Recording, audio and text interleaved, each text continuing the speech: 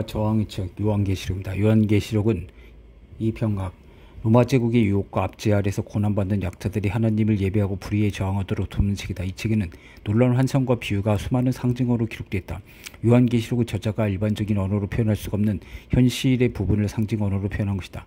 1세기 말에 소아시아 그리스도인들은 상징 언어에 익숙했기에 이 책을 해석하는 데 무리가 없었지만 현대인을 이해하기 어려울 수가 있다. 요한계시록은 상징 언어로 서술된 유대 묵시 문학 작품의 문학 양식과 신학 사상을 계승한 기독교 묵시 문학이다. 여기서 유대 묵시 문학은 이스라엘 격변기에 고난받는 약자들에게 희망과 용기를 주기 위해서 저술된 저항 문학을 말한다.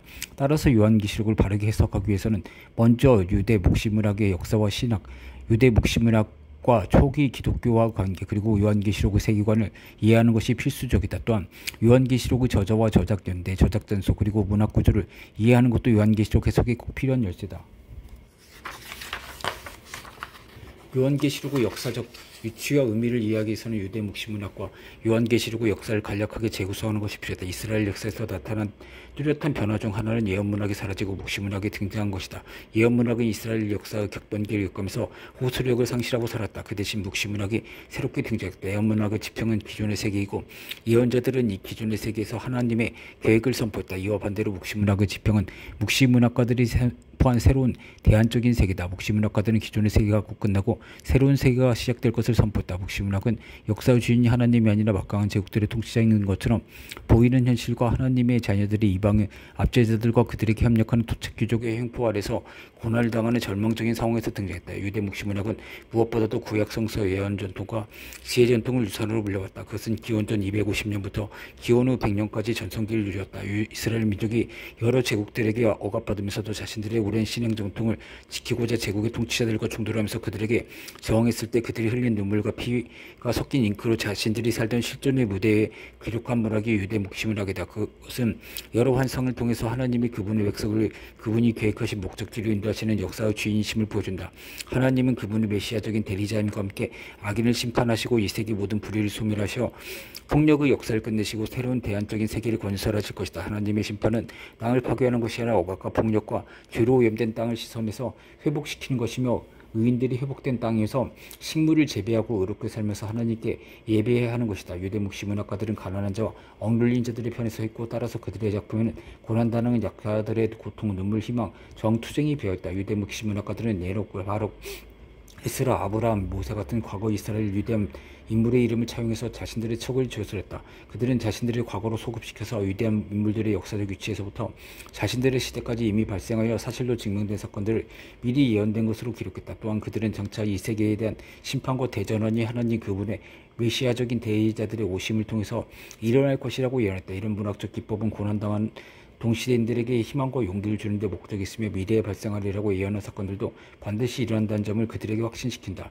에녹서의 저자들은 자신들이 노아 홍수 이전에 살았던 인물로 설정했으며 사람들을 하여금 장차 하나님이 마지막 심판을 통해서 이 폭력의 역사를 반드시 끝내고 정의와 권리를 회복시켜줄 것이라는 사실을 믿겠다. 유대 묵시 문학의 대표적인 작품 에티오피아 에녹서, 슬라브 에녹서, 제4 에스라, 제2 바룩서, 11의 선택, 이스라엘의 묵시, 아듬의 묵시, 12족장의 유언, 모세 유언, 요브 유언, 솔로몬의 유언, 솔로몬의 송시 등이 있다. 에녹서는 원래 히브리어로 작성됐는데 지금 전체가 아닌 파편으로만 현존한다. 반면에 에티오피아 교회가 에티오피아로 번역해서 지금까지 내려온 에녹서는 전체가 다 그대로 현존한다. 따라서 에녹서는 에티오피아 에녹서 혹은 제1의 에녹서라고 불린다. 유대 묵시 문학을 이해하기 위해서는 이스라엘 역사를 간략하게 살펴볼 필요가 있다. 기원전 587년에 예루살렘 바빌론 군대에 의해서 완전히 함락되었다. 바빌론 왕 느부갓네살이 기원전 598년에 처음으로 예루살렘을 침략하여 왕궁의 모든 보물을 탈취했고 솔로몬에 세운 신성한 성전의 금그릇을 전부 파괴하고 성전을 더럽혔다. 그는 유다 왕 여호와긴과 왕족 지도층 인사와 백성들을 포로로 잡아다가 바빌론을 데려갔다. 바빌론 유수족 그리고 21살인 시드기야를 유다 왕으로 세고 유다를 바빌론의 봉신국가로 만들었다. 하지만 나중에는 다시 예루살렘을 정복하고 유다를 멸망시켰다. 바빌론의 침략자들은 유다 왕 시드기야의 면전에서 그 아들들을 죽이고 그의 두 눈을 도렸는 뒤 쇠사슬로 그를 묶어서 바빌론을 끌고 왔고 성전과 왕궁을 불살려서 완전히 파괴했다. 이스라엘 백성은 기원전 538년 바빌론에서 귀환하여 성전을 재건축하고 이스라엘을 재건했지만 그 외에도 외수로부터 거듭 침략을 당했다. 기원전 333년에 알렉산드로스 대제가 이스라엘 땅을 정복했다. 안티오코스 4세는 기원전 175년부터 164년까지 이스라엘 땅을 지배하면서 거룩한 예루살렘 성전을 훼손했고 헬레니즘 문화를 정착시키기 위해서 유대인들의 고유한 종교의식을 금지했으며 자신의 통치에 저항하는 이들을 학살했다. 이 시기에 마카비 저항운동을 일으킨 모디인의 마타티아 후는 미스라엘 민족이 겪었던 비참한 시를 다음과 같이 한탄했다. 아, 슬프다. 나는 왜 태어나서 내 민족이 거룩한 도성이 망하는 것을 보아야 하는가. 나는 왜 여기 살다가 이 도성이 적의 손에 넘어가고 성소관이 이국인의 수원학교에 넘어가는 것을 보아야 하는가. 예루살렘의 영광이었던 기물들이 약탈당하고 예루살렘 어린이들이 거리 삭살당하고 젊은이들이 원수의 칼에 맞아 쓰러져 가는구나. 이 왕국을 나눠 먹지 않은 민족이 어디 있었으며 이 나라의 재물을 약탈하지 않은 민족이 어디 있었던가. 이 왕국은 그 모든 장식을 빼앗기고 자유의 몸이 노예가 되었구나. 아름답고 찬란했던 우리의 성소는 이제 폐허가 되었고 이방인의 손에 더럽혀졌다. 이제는 더 살아 무엇하겠는가. 이렇게 이스라엘이 외세로부터 억압을 받는 상황에서 유대 묵신 문학이 산출됐다. 다니엘서는 엔티오코스 4세의 정치적인 억압의 절정기에 산출됐고 구약에서 유일하게 유대 묵신 문학의 범주에 속하는 문제다. 다니엘 7장에서는 세계를 무력과 전쟁으로 지배했던 고대의 네 제국이 네 마리의 무서운 짐승으로 묘사했다. 그 네 짐승이 이스라엘 민족을 차례로 지배했던 네 개의 제국, 즉 바빌론, 메데, 페르시아, 그리스를 상징했다. 이 네 제국은 기원전 586년부터 예루살렘이 함락한 시기부터 로마가 지배하기 시작한 기원전 63년까지 이스라엘 땅을 지배했던 외세들이다. 묵신문학가인 다니엘서의 저자는 안티오코스 4세의 통치를 받던 자신의 시대를 바빌론 왕 느부갓네살 시대와 동일시했다. 느부갓네살은 30m 높이의 큰 금신상을 만들고 바빌론 제국이 예속된 여러 나라와 민족들에게 그 신상 앞에서 절하게 하는 우상 숭배를 강요했다. 바빌론 제국에서 정치와 종교 관계는 분리될 수 없을 정도로 밀접했다. 이 신상에서 절하는 것은 이 신의 지상대리인 느부갓네살에 대한 충성을 증명했다. 따라서 바빌론 제국의 고위층은 물론이고 모든 민족이 이 신상 앞에서 나와서 절을 해야만 했다. 그것을 거부하는 것은 곧 죽음을 뜻했다. 그렇지만 지혜로운 자들은 극심한 환란과 억압에도 불구하고 헬레니즘 문화에 적응하는 것을 거부하고 비폭력으로 저항했다. 군대는 그 편에 서서 성소고 견고한 것을 더럽히며 매일 드리는 제사를 폐하며 멸망하게 하는 가증한 것을 세울 것이며 또 그가 언약을 배반하고 악행하는 자를 속임수로 타락시킬 것이나 오직 자기의 하나님을 아는 백성을 강하게 용맹을 떨치자. 백성 중에서 지혜로운 자들이 많은 사람을 가르칠 것이나 그들이 칼날과 불꽃에 사로잡힘과 약탈을 당하여 여러 날 동안 몰락하리라. 그들이 몰락할 때는 도움을 조금 얻을 것이나 많은 사람들이 속임수로 그들과 결합할 것이며 내 짐승이 하나님의 권세에 의해서 파괴된 후에 인자 같은 이가 하나님의 메시아적인 대리자로서 구름을 타고 내려오는 환상은 억눌린 자들에게 구원과 해방의 메시지다. 고난당하는 의인들은 제국의 폭력에 의해서 억울하게 죽임당한 희생자들이 마지막 때에 불화할 것이라는 약속을 통해서 유한과 희망을 얻는다. 땅의 티끌 가운데서는 자는 자 중에서 많은 사람이 깨어나서 영상을 받는 자도 있겠고 다니엘서 외에도 구약성서에는 묵시문학적인 환상은 부분적으로 에스겔, 제2이사야, 제3이사야, 제2스가라에서 나타난다. 에디오피아 에녹스는 유대 묵시문학 중에서 가장 대표적인 작품이다. 이 책은 한 명의 저자가 아니라 다른 시대를 살았던 여러 저자가 모두 에녹의 이름으로 저술했고 파수꾼들의 책, 비유들의 책, 선체 운행의 책, 꿈과 환상들의 책, 에녹의 서신이라고 총 5권의 책으로 구성됐다. 파수꾼들의 책이라고 불리는 1에서 36장 기원전 250에서 175년 사이에 쓰였다. 파수꾼들의 책 저자는 대표적인 묵시문학가다. 그는 죄의 기원을 아담과 하와 이야기에서 찾지 않고 창세기 6장 1절에서 4장 확장한 타락한 천사들의 이야기에서 찾는다. 저도 언제가 사기라고 생각합니다. 그리고 타락한 천사들의 이야기를 통해서 구조적인 죄가 이 세계를 오염시키고 사람들을 억압하고 죽이는 세력임을 나타낸다. 인간의 자녀들이 번성했던 그날들의 어여쁘고 아름다운 딸들이 태어났다. 그리고 하늘의 자녀인 천사들이 그 여자를 보고 그들에게서 욕정을 느꼈다. 그들은 서로 말한다. 가자, 우리가 인간의 딸 중에서 우리 자신을 위한 아내를 선택해서 아이를 낳게 하자. 그들의 지도자인 세미아즈가 그들에게 말했다. 혹시 너희가 이 행위를 했는데 동의하지 않고 나 혼자서 이 큰 죄를 책임져야 할까봐 두렵다. 그러나 그들은 모두 그에게 대답했다. 우리 모두 맹세를 서약하자. 그리고 이 제안을 버리지 말고 그 행위를 실행하지 않는 자는 저주받는 것으로 우리 모두를 구속하자. 그들은 모두 함께 맹세했고 서로 저주로 자신들을 구속했다. 그들은 모두 200명이었다. 그후 그들은 헤르몬상의 전선인 아르몬에서 내렸고 그 산을 아르몬이라고 불렀다. 왜냐하면 그들이 거기서 맹세했고 서로 저주로 자신들을 구속했기 때문이다. 사령관이 샘이 아재의 지위로 타락한 조사 200명 하늘에서 땅으로 내려와서 200명 여자를 취한 것은 로맨틱한 사랑이나 결혼 이야기가 아니라 집단적인 강간 이야기다. 여자들의 의지는 무시당했고 그들은 무방비 상태에서 일반적으로 강간을 당할 수밖에 없다. 200명의 천사가 저지른 이라크 군사작전처럼 지휘관을 포함해서 20명의 십부장이 조직적으로 계획하고 실행한 것이다. 타락한 천사들과 강간당한 여자들 사이에서는 거인들이 태어났다. 여자들은 온 땅이 피와 억압으로 가득 찰 정도로 폭력을 행사하는 거인들이 났다. 그리고 이제 보라. 거룩한 자가 외칠 것이고 죽은 자들은 하늘의 문에서 고소할 것이다. 그들의 신음은 하늘에 닿았지만 그들은 땅 위에서 행해지고 있는 억압 앞에서 벗어날 수가 없었다. 타락한 천사들의 또 다른 지휘관인 이자젤과 그의 추종자들은 하늘에서 금지된 지식을 알려줘 죄를 짓도록 미혹시켰다. 그들은 사람에게 전쟁 무기의 생산기술, 연금술, 목각기술, 화장술을 가르쳐줬다. 하나님은 마지막 심판의 날에 이런 타락한 천사들을 불 속에 던져 영벌을 받도록 하기 위해서 천사 라파엘로 하여금 홍수 심판 전에 사막에 무적행을 펴고 그들을 거기에 가두고 돌로 막아 두게 하셨다.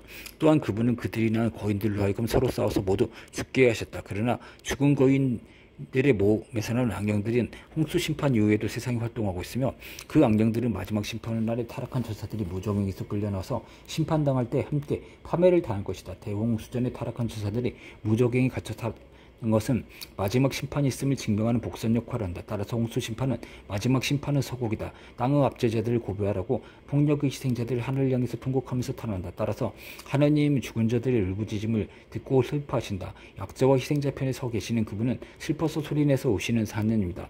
이제 보라. 거룩한 자가 올 것이고 죽은 자들이 그들의 탄원을 하늘문까지 가져올 것이다. 그들의 신음이 하늘 안으로 올라왔고 그들은 땅 위에서 행해진 억압의 현장에서 빠져나올 수가 없었다. 그러나 하나님의 심판은 땅을 파괴하는 것이라 오염된 땅을 깨끗하게 정화시키고 치유하는 것이다. 하나님은 새로워진 땅에서 모든 민족들이 하나님을 예배할 것을 기대하신다.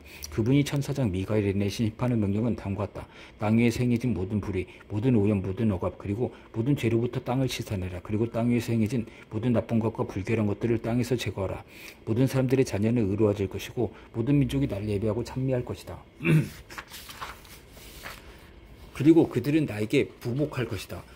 또한 땅은 모든 오염과 모든 죄와 모든 재앙과 모든 고난으로부터 세척될 것이다. 내가 이런 것들을 땅에 보내는 것은 세대를 넘어서 영원하도록 다시 일어나지 않을 것이다. 에녹의 서신 90일에서 108장을 가리키는데 기원전 167년 이전에 시작됐다. 묵시문학가인 에녹의 서신 저자는 압제자와 착취자들의 악행을 다음같이 신랄하게 비판한다. 나는 이제 너희들에게 말한다. 너희는 먹고 마시고 훔치고 죄를 짓고 사람들에게 사기치고 재물을 빼앗고 그리고 좋은 날들을 보면서 너희 삶을 즐겼다. 그렇지만 에녹의 서신의 저자는 약자와 가난한 자들에게 한없이 부드럽고 동정적이다. 힘없는 약자들이 악인들에게 억울한 일을 당해서 너무 고통스러워서 눈물을 흘릴 때 그는 그들과 함께 같이 슬퍼하고 하염없이 눈물을 흘리면서 다음같이 말한다. 누가 내 눈을 물구름처럼 흘리게 했는가? 내 눈물을 물구름처럼 너에게 쏟으면서 나는 내 마음의 슬픔부터 쉼이 들어온다. 누가 너희를 악한 싸움에 참여하게 했는가? 죄인들아, 심판이 너희에게 임할 것이다. 너희 의로운 자들아, 죄인들을 두려워하라. 너희가 원하는 대로 그들에게 할 수 있도록 하나님이 그들에게 너희 손에 다시 넘겨주실 것이다. 그는 약자들의 희생으로 불을 축적한 악인들을 비판하고 고난당하는 의인들을 위로한다. 그러나 너희는 고통을 경험했다. 두려워 마라. 왜냐하면 너희를 위한 치료약이 있기 때문이다. 한 밝은 빛이 너희를 비출 것이고 너희는 하늘로부터 한 안식의 목소리를 들을 것이다. 너희 죄인들아, 너희에게 화가 있을 것이다. 왜냐하면 너희는 돈이 너희를 의인처럼 보이게 하지만 너희의 마음은 너희를 진짜 죄인처럼 질책하기 때문이다. 이러한 것은 바로 너희의 악행 기록으로 너희에 대한 증인이 될 것이다. 가장 좋은 빵을 먹고 포도주를 큰 그릇으로 마시고 약한 사람들은 너희를 무력으로 짓밟은 너희에게 화가 있을 것이다. 언제든지 물을 구할 수 있는 너희에게 화가 있을 것이다.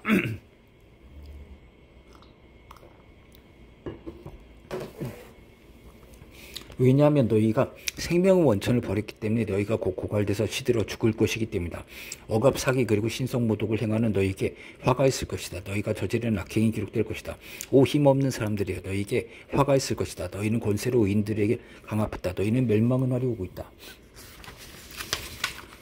그날들이 너희 정죄의 시간에 많은 좋지 않은 날들이 의인들 위해서 올 것이다. 에녹의 서신 저자는 자녀들에게 약자들의 인권이 짓밟히면서 생명이 파괴되는 억압과 폭력의 시대의 정의와 생명의 길을 선택하고 평화를 위해서 일하는 사람이 되라고 다음과 같이 부탁한다. 나의 자녀들아, 이제 내가 너희에게 말했다. 정의를 사랑하고 정의 안에서 걸어라. 정의의 길들은 지킬 가치가 있지만 악의 길들은 곧 파멸하고 사라질 것이다. 어떤 이들은 태어나자마자 불의와 죽인 길들이 그들에게 나타날 것이지만 그들은 그러한 길들로부터 자신을 멀려고 그 길들을 따르지 않을 것이다. 이제 너희 의로운 자들에게 말한다. 악한 길이나 죽음의 길에 걷지 말라. 너희가 파멸되지 않도록 그런 길들에 가까이 가지 말라. 너희 자신을 위해서 정의와 올바른 생명을 찾고 선택하라. 너희가 생명을 가지게 되고 가치 있는 사람들이 되도록 평화의 길을 걸어라. 내 말을 너희 마음의 생각 속에 확고히 붙들어라. 그리고 내 말이 너희 마음에서 지워지지 않도록 하라.